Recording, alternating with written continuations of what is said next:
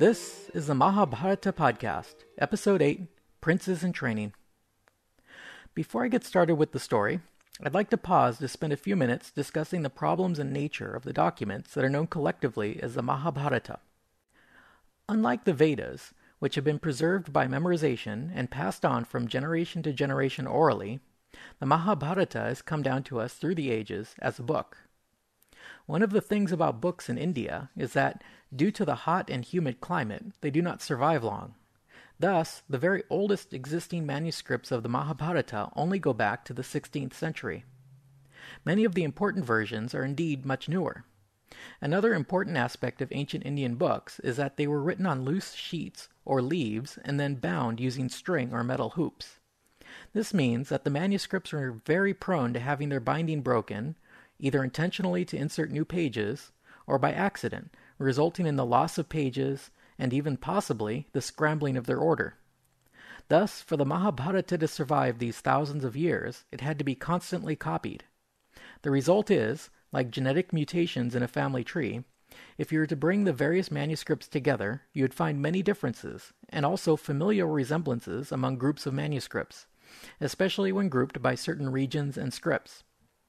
Some of the differences between the various manuscripts are quite important to our understanding of the characters and the story. Thus, when I have said, the book does not explain what authority Santanu had to grant this boon to Bhima, I can't be completely sure that I'm right about this. There might be a version out there that spells this out perfectly, but then that explanation might be spurious. The same goes for the repetition and discrepancies. It is very unclear how these got into the story. Were they written in from the beginning, or did they creep in over time? To truly speak authoritatively about what is and is not in the Mahabharata, I would need to be familiar with many, many different versions of the story. Fortunately for us, much of this work has been done already. A massive project was completed in the last century that brought all of the ancient manuscripts together and compared them side by side. This team of scholars identified families of manuscripts, compared the points of differentiation, and then combined it to create a critical edition of the Mahabharata. A second project was then started at the University of Chicago in the 1960s to translate this official edition into English. It is this English translation by J.A.B. van Buitenen that I am mostly depending on for my research. Therefore, I can at least speak with authority about this critical edition of the Mahabharata, at least for now. The problem is, van Buitenen died in the 1980s, leaving his translation unfinished. Thus, I only have this as a resource up to about the first third of the book. After that, I'm on my own.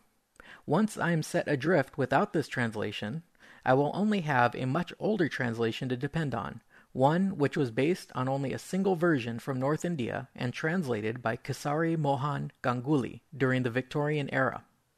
For instance, some of you may be wondering why I never mentioned the backstory about Vyasa sitting with Ganesha as his scribe composing the Mahabharata. Well, the reason is, it isn't in the critical edition. I do promise that I will cross-reference the sticky points with Ganguly's edition just to be sure I'm not missing anything obvious. But I must confess that the language is difficult enough, and having to translate from Victorian English will be a challenge in itself. At least we're moving through the story much faster than the translators, so there's no danger of me dying of old age before I finish. Perhaps in future episodes, I'll review some of the other interpretations of the Mahabharata in Western, Indian, and Indonesian culture, but for now, let's get back to the story. We left off with the birth of the good guys, the 5 sons of Pandu called the Pandavas, and the bad guys, who were the 100 sons of blind King Dhritarashtra, called the Kauravas. Before they were born, Pandu had resigned the kingship, leaving the crown to his older brother, who had originally been disqualified due to his blindness. To complicate things further, Dhritarashtra's wife conceived her son first, but was pregnant for 2 years, so Pandu's eldest son, Yudhishthira, was born first, even though he was conceived later.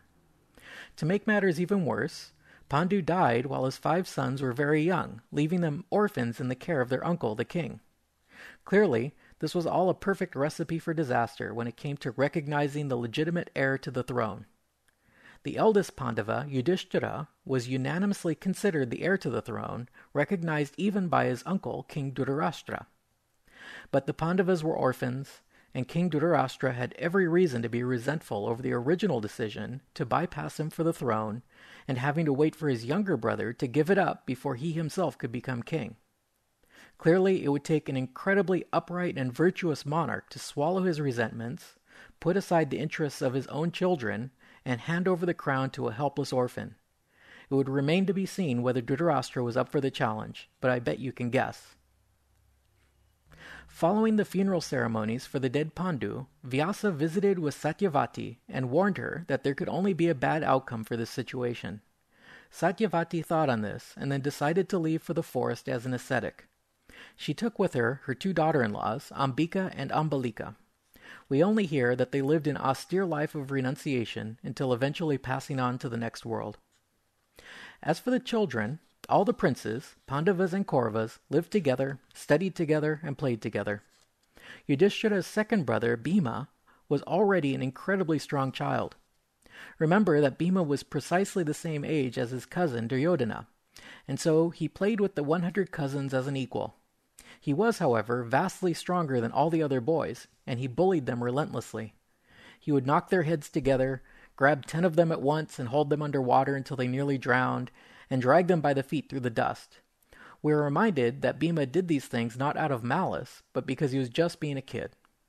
Duryodhana, however, was not without malice, and he greatly resented Bhima's superiority at sports and his bullying at play.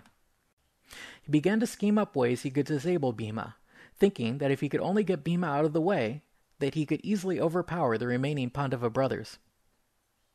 Duryodhana tried various methods of disabling Bhima. For instance, he tied him up and threw him into the river to drown, but Bhima was able to easily break his bonds and walk out. Duryodhana then set cobras on Bhima, and he was bitten repeatedly in his sleep. But he was so tough that the serpent's teeth could not pierce his skin.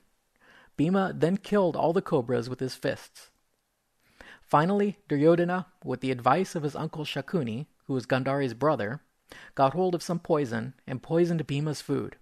Again, Bhima was so robust that the poison did not affect him.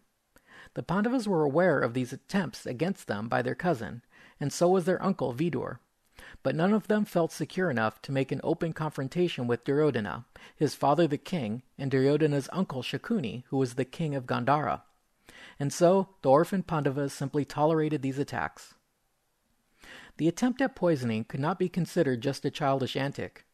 It had taken a good deal of organization and had the feel of an international conspiracy. Thus, the king decided that it was time these boys were placed under the discipline of a guru. 2 gurus were in fact found for these boys, both of whom were Brahmins, and both had oddly similar origins. The first teacher, named Kripa or Kripacharya, had been found as an orphan in the forest by Santanu. Later, he was to discover that his father was a powerful Brahmin named Gautam. Gautam had pursued the art of weapons to such an extent that the gods were made nervous. They sent down an apsara to seduce him and sap his strength, and so the nymph appeared before Gautam emerging from her bath. The warrior was stunned by her beauty, dropped his weapons, but remained perfectly still. The only effect her beauty had on him was to cause a spasm, and his sperm fell on the ground. His potency was so great that the drops of sperm germinated into 2 children, a boy and a girl, without the intervention of a mother. The boy was Kripa, and he was trained in all the military arts by his father. Kripa was to teach both the Pandavas and the Kauravas to master the art of archery. The second guru was actually discovered by the boys themselves while out playing. They were playing some sort of ball game when the ball fell into a well. The boys all looked down and could not figure out a way to get the ball out. At just that moment, Drona was passing by. He laughed at the boys' inability to solve the problem and made a demonstration for them. He put some of the magical power of his bow into some reeds, and then threw one of the reeds into the well at the ball. The reed hit the ball squarely and pierced it. Drona then threw down a second reed, which struck right into the end of the first one. He then threw down a third reed, which attached itself to the second, and was able to pull the ball out of the well. The boys were amazed at his ability, and they informed Bhishma of this Brahmin's talent. Bhishma then questioned Drona, who gave him his backstory.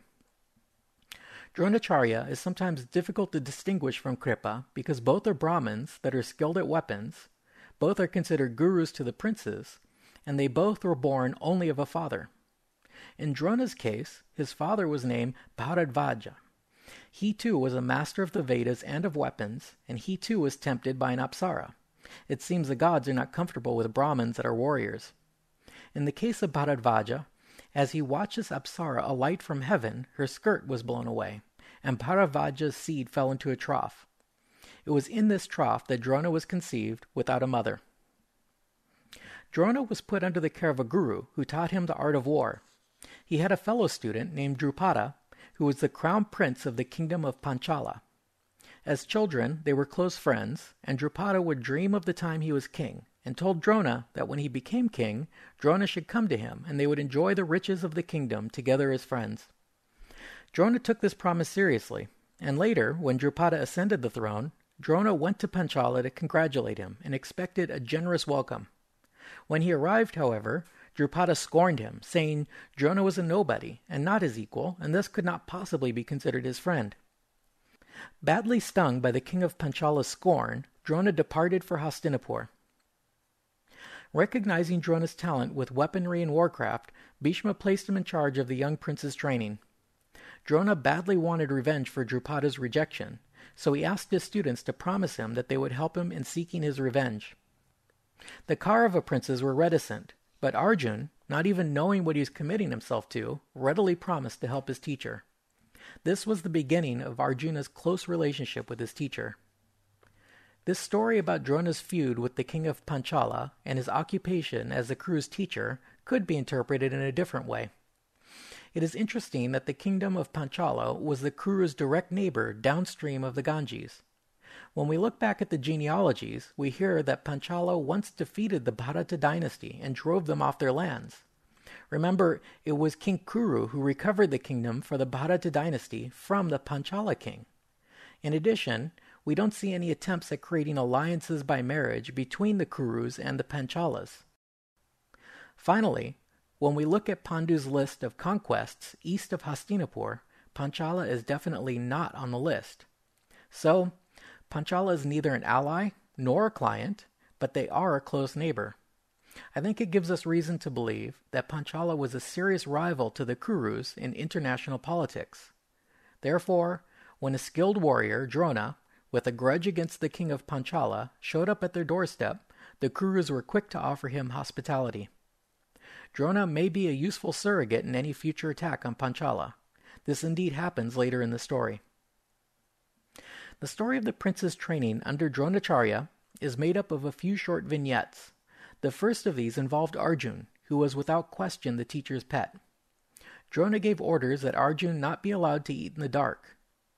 Then, one evening, while eating, Arjun's candle blew out. Arjun suddenly realized that even though he could not see his hand, nor his mouth, he could still find the food and bring it to his mouth. He had an epiphany. He went out in the dark and began target practice. He realized that just as your hand can find your mouth in the dark, the same principle could be applied to any target. Thus, Arjuna was able to hit any target, even in the dark or with his eyes closed. Drona was delighted with Arjun's proficiency and told him he would surely be the world's greatest archer. The second vignette involved a son of the chief of the Nishadas. The Nishada boy, named Eklavya, came to Drona to study archery. The Nishadas must have been a sort of barbarian tribe because Drona refused to train the boy. Eklavya withdrew into the forest and there made a clay statue that had the likeness of Drona. This he worshipped as his guru and spent all his time practicing at archery. His devotion to his guru was so great that he actually became a magnificent archer. Later, the Kuru princes went out hunting, and the retainers brought a dog along. The dog drifted off and encountered Eklavya in the forest, practicing with his bow. Smelling the dirty Nishada, caked in mud and stinking, the dog started barking and barking at him. Eklavya responded with a fistful of arrows, which all flew into the dog's mouth and plugged it up. The dog went running back to the Pandavas, who were thoroughly impressed. They went looking for the archer who did this, and came across Eklavya the Nishada. Eklavya told them that he too was Drona's pupil. The Pandavas recalled how Drona had turned the boy down, and so they went to their teacher and reported what they saw. Arjun went to Drona when they were alone and reminded him, Remember when you said that I would be the best archer? How is it that you have another pupil, that Nishada, who excels me and everyone in archery?" Drona thought on this, and then took Arjun to find Eklavya in the forest. When they came across the boy, he was dressed in tatters and caked in mud and ceaselessly practicing with his bow. When Eklavya saw Drona, he immediately stopped, touched Drona's feet, and paid him due respects as a teacher. Drona said to him, "If I am your teacher, then you owe me my fee." Eklavya said, "What can I offer you? Just command me and I shall pay it." Drona answered, "Then my fee is your right thumb." Without hesitation, the boy took out a knife and cut off his thumb and offered it to his guru. Now, the Asian method for notching an arrow is to hold the bowstring with your thumb. So, without a thumb, the boy could only use his fingers, and this drastically slowed his ability to fire arrows quickly. After that, Arjun, that little kiss-up, was happy, content that no one would be a better archer than he. Out of all the Kuru princes, the 5 Pandavas were the best at weapons. Yudhishthira was the master of the chariot, Bhima was the greatest with the club or mace, and the twins Nakula and Sahadev were skilled at swordplay. The best of the Pandavas by far was Arjun, who excelled at all weapons. This left the Kaurava princes, led by Duryodhana, to stew in their jealousy. When all their studies were completed, Drona assembled the boys to test their skills. He had an artificial bird made and attached it to the top of a high tree where it was barely visible. He then called on Yudhishthira, who was the eldest, and asked him to notch an arrow and aim at the bird. He asked Yudhishthira what he saw. Yudhishthira replied that he saw the target on the tree, as well as his teacher and his brothers. Drona said, "Then be off." He then called on Duryodhana and asked him the same question. Duryodhana answered in the same way and was also dismissed. Drona then tested each of the boys in turn until lastly he got to Arjun. Arjun notched his arrow on the bow and took aim. Drona asked him, "Now, what do you see, boy?" Arjun said, "I see the target." Drona asked, "Do you see the bird, the tree? Do you see me?" Arjun said, "I see the bird, but I don't see the tree, nor you." Drona then asked, "If you see the bird, then describe it." Arjun replied, "I see its head, but not the body." Drona was delighted, saying, "Now shoot." Without hesitation, Arjun fired and pierced the bird in the eye, making it fall to the ground. At that, Drona felt confident that he would get his revenge. A few days later, while bathing in the Ganges, a crocodile swam up and grabbed Drona by the leg. Even though Drona was perfectly capable of saving himself, he called on his students to rescue him. While the other boys were still figuring out what was happening, Arjun had already fired a salvo of arrows into the crocodile, forcing the wounded beast to let go of Drona and sink under the waves. Drona was extremely proud of his top student. He presented to Arjun a weapon called the Brahma head and instructed him on how to use it, saying that it could only be used against supernatural enemies because if used on normal humans, it would destroy the world. That ends Book 7 of the Mahabharata, called The Origins. The Kuru princes are ready for graduation day, and Duryodhana is as jealous as ever. Drona has big plans for revenge against his former friend Drupada, the king of Panchala. In the next episode, we'll start into Book 8, called The Fire in the Lacquer House. We'll discover that there aren't just 5 Pandavas after all. There's a mysterious 6th brother who will make his appearance for the first time. Thanks for listening.